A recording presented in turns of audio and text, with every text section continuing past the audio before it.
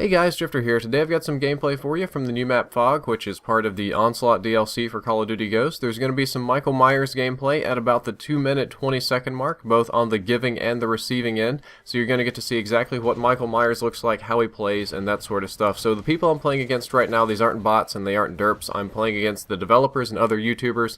My teammates and enemies are White Boy, T. Martin, FaZe Cross, Tom, Syndicate, playing against Tina from Infinity Ward. I've got Oh Lord O, I think, on my team this time. Actually, he might be on the other team. We might be playing against each other.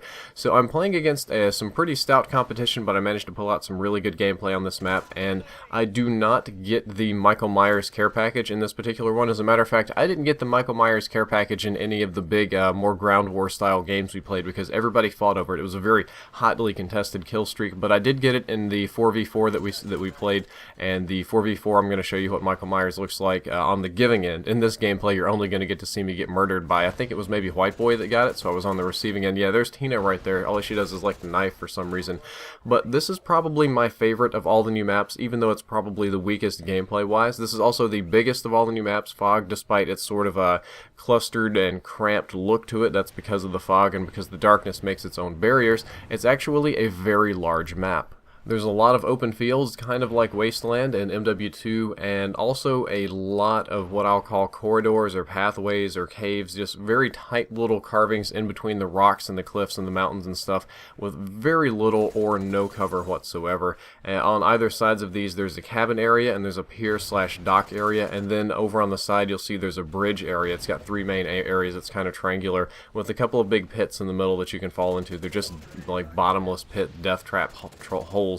And this map probably has the weakest gameplay because it's the largest and most unusual of the maps. It just has a very unusual kind of flow to it. I'm not saying it's bad in any way, but what I think really makes this map stand out, and the reason that I like it, is it is just chock full of little references and Easter eggs and stuff to other horror movies. I'm a guy that watches a lot of scary movies. Just that's part of me. I grew up watching scary movies as a kid. I continue to do so as an adult. And all over this map there is just Easter egg after Easter egg after Easter egg after Easter egg. And there's something very special about the Griffin too, which we're going to get to in a little bit. But right now I'm going to go ahead and show off the Micheal Myers kill streak. It counts as a KEM. So on this map, the KEM that you get is Micheal Myers. When you get a KEM, you get Micheal Myers. Only one per map, so you can only get one KEM or one in a care package. And this time, what I'm doing is I'm standing still and I'm letting him look at me for thumbnails. And what you're going to notice is that when I axe somebody, there's this weird puff of smoke that comes out, like a soul of some kind. Like there's a figure of a human like floating away, and then there's this evil red face in the background. You might notice it when I stick somebody. I just wanted to see if they could hurt me by shooting at me, because somebody said Micheal was invincible, and he's absolutely not invincible. He takes damage, and he moves and kills similar to a Maniac Juggernaut. I would say he moves maybe a little bit faster than the Maniac Juggernaut, has similar amounts of health, but one thing that Micheal does have improved over a Maniac Juggernaut, there's the smoke in particular I was talking about, is that he knifes much faster. The Maniac Juggernaut has to go through this particular knife animation, so it slows him down when he sticks people.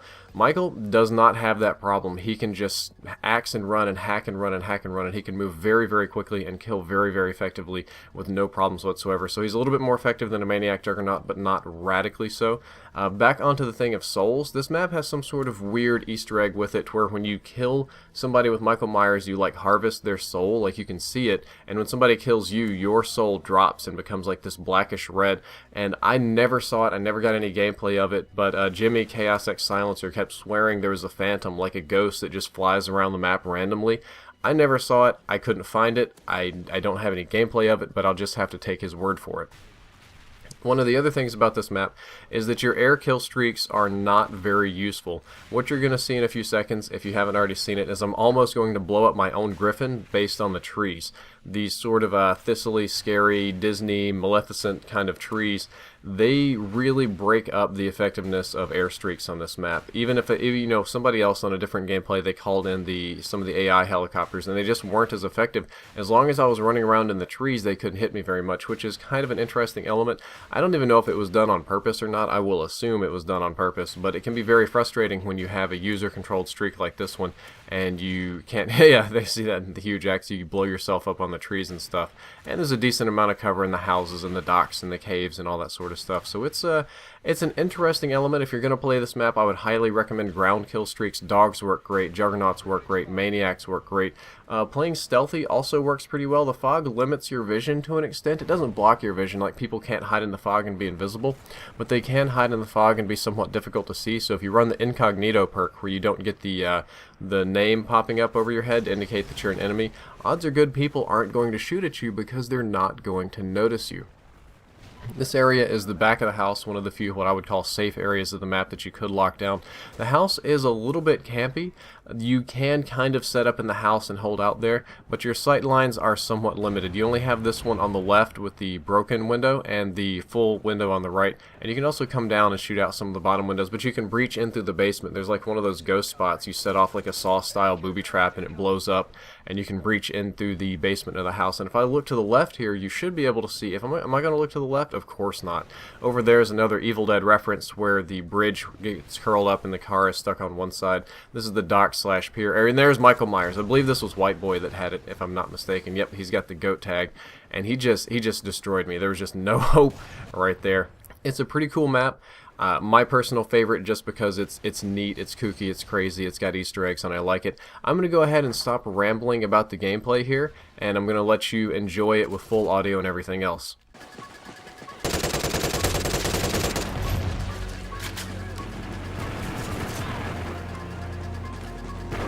Enemy SATCOM spotted. SATCOM uplink enabled.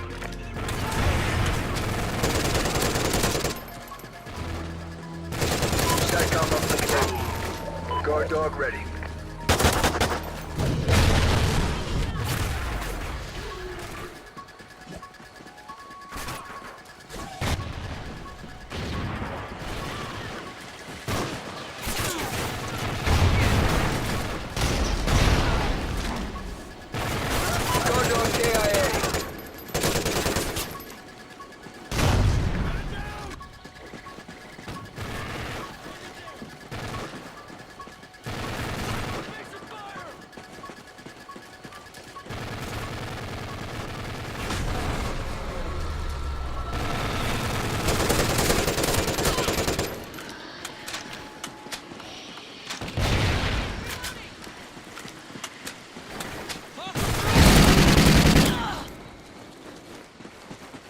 SATCOM uplink enabled.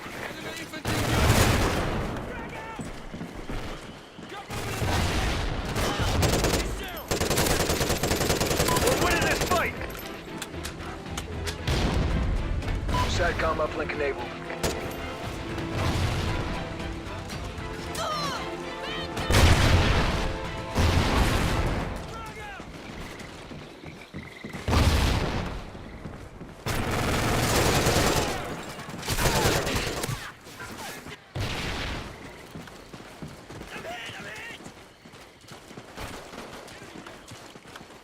Enemy ground jammer spotted.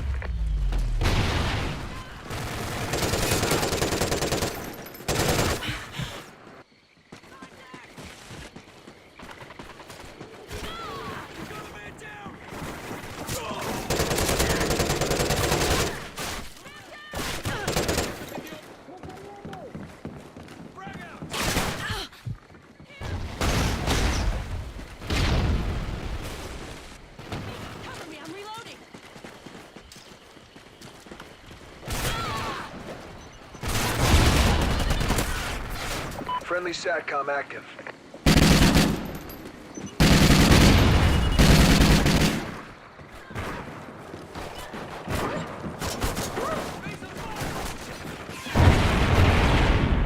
We've lost the lead! Enemy SATCOM spotted.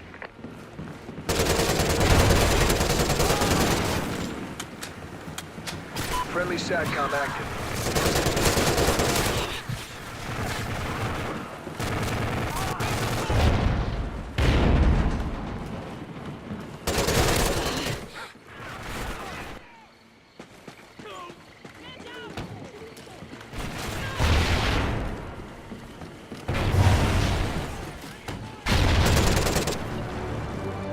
Mission failed.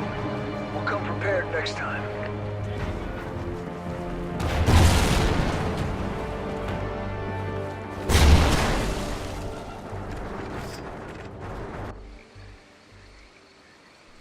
Oh, so you stuck around until the end of the video. Well, at the end of the video, I wanted to talk about a little bit something secret.